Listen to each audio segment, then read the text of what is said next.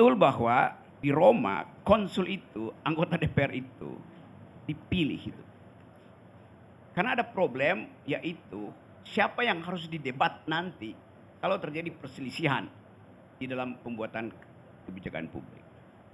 Beda dengan Athena yang lebih dahulu menjalankan demokrasi. Di Athena, anggota DPR itu konsul di tradisi Roma. Dalam tradisi Athena, anggota DPR itu tidak dipilih tapi diundi itu. Apa dasarnya diundi? Karena dianggap setiap citizen punya kapasitas etis dan moral yang sama. Punya kemampuan justice seperti diterangin tadi Pak Gayus tadi yang sama itu. Jadi siapapun yang terpilih dia akan mewakili tetangganya, dia akan mewakili komunitasnya. Itu bedanya tuh, etiknya di situ. Oke. Saya lompat lagi ya. Dalam kisah Julius Caesar ada seseorang yang sering dikutip oleh Pak Karni, namanya Cicero. Seorang konsul yang sekaligus menjadi semacam pengkritik dari pemerintahan Julius Caesar. Kita tahu Julius Caesar dibunuh oleh Brutus. Orang anggap Brutus adalah pengkhianat, membunuh Caesar, yang adalah presiden, yang adalah penguasa Republik Roma pada waktu itu. Tetapi kalau kita baca secara detail, Brutus membunuh Caesar karena Caesar tidak menjalankan janji dia waktu pemilu, yaitu taat pada undang-undang. Jadi Brutus bukan pengkhianat. Brutus membunuh karena Brutus ingat Caesar mengucapkan kepada Brutus, Brutus gua akan pakai konstitusi itu. Itu Caesar. Waktu Caesar terbunuh, kekuasaan pindah pada Marcus Antonius yang adalah pacar dari Cleopatra. Kita tahu cerita dari filmnya itu. Marcus Antonius adalah jenderal, pemimpin perang dari kerajaan Roma pada waktu itu yang dipimpin oleh Caesar. Roma sudah berbentuk republik. Begitu Caesar meninggal, Marcus Antonius harus terima fakta bahwa penerus dari Julius Caesar adalah namanya Octavianus yang kemudian berubah namanya jadi Kaisar Agustus tuh. Octavianus waktu itu umurnya baru 18 tahun. Secara konstitusi belum bisa dia memimpin Republik Roma itu. Diputer-puter segala macam nggak bisa. Akibatnya dibentuk semacam triumvirat untuk menghasilkan, membuat supaya si Kaisar yang kemudian jadi Kaisar Agustus, bukan Kaisang Agustus ya. Kaisar Agustus itu tiba pada usia yang matang itu. Selesai masalah itu. Yang mau saya terangkan adalah fungsi dari Cicero tadi untuk mengingatkan bahwa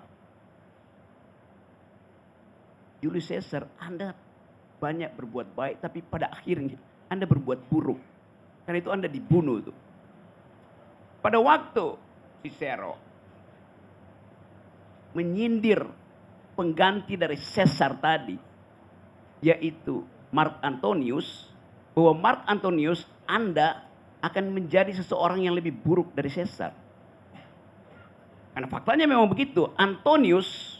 Marcus Antonius membatalkan ide republik. Dia mulai berangsur-angsur menjadi otoriter. Dan pada akhirnya dalam satu peperangan Marcus Antonius kalah, maka dia bunuh diri dengan Cleopatra. Oke, soal Marcus Antonius selesai. Satu waktu Cicero kira-kira menyindir Marcus Antonius begini kira-kira. Anda tidak akan lebih baik dari Caesar, Anda akan lebih buruk dari dia. Karena Anda tidak mengerti tentang apa yang disebut suara rakyat. Caesar masih mending mengerti suara rakyat. Anda mungkin karena dari militer tidak paham suara rakyat. Lalu kata si Mark Antony, ya Anda mungkin betul, tapi kita uji aja nanti. Dan ujian terhadap kritik Cicero dipenggal kepalanya atas perintah Mark Antonius. Cicero pengkritik perubahan sikap dari Mark Antony yang membuat republik itu berangsur-angsur menjadi kerajaan, menjadi dinasti kembali itu. Dipenggal kepalanya. Ada pelajaran dari situ. Pada waktu hendak dipenggal kepala Cicero bilang begini pada si Algojonya, lu kalau mau menggal kepala gue, hati-hati ya. Jadi bahkan Cicero masih bilang, hati-hati kalau kau ingin penggal kepala sayu. Lakukan dengan cara yang baik. Kita bisa tafsirkan, kenapa Cicero minta kepalanya dipenggal dengan baik-baik. Sangat mungkin karena kepala dari Cicero ada isinya. Ada kepala yang nggak ada isinya, pelangak-pelongo. Kita mau lihat bagaimana perjuangan untuk menghasilkan republik bahkan berakhir dengan pembenggalan kepala. Hal semacam ini ingin kita lihat nanti. Dalam proses kita berdebat. Faktanya kemarin, Gerindra bilang bahwa yang akan kami calonkan bukan Kaesang, tapi calon dari kami sendiri. Dari Gerindra sendiri. Kaesang bukan Gerindra, PSI. Jadi Anda bayangkan bagaimana sangat mungkin Pak Prabowo mengerti bahwa akan ada problem nanti itu. Mungkin saja kalau dicalon Kaesang, dia akan jadi Agustinus.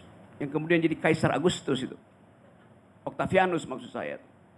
Jadi politik itu ada dalam dua dimensi. Dimensi untuk membujuk rakyat dan dimensi untuk menipu rakyat. Ini saya kasih poin aja pada Gerindra. Untung Gerindra paham bahwa kalau terlalu banyak elemen-elemen dari Julius Caesar, Julius Kaesang masuk di situ, republik bisa berubah kembali menjadi kekaisaran. Jadi kita belajar dari semua wisdom yang kita baca dalam literatur Yunani kuno, Romawi kuno itu. Jadi sekali lagi betul bahwa nanti akan ada pergantian pemimpin di negeri ini. Tetapi yang diterangkan oleh Pak Gayus tadi mesti kita ingat. Legitimasinya di mana kalau prosedur pencapaian penggantian itu bermasalah. Itu masalahnya. Nanti akan ada gambar di sini, ada gambar siapa Jokowi, Maruf Amin di semua gedung yang akan diganti oleh gambar Prabowo dan Gibran. Foto berubah, fosil tetap.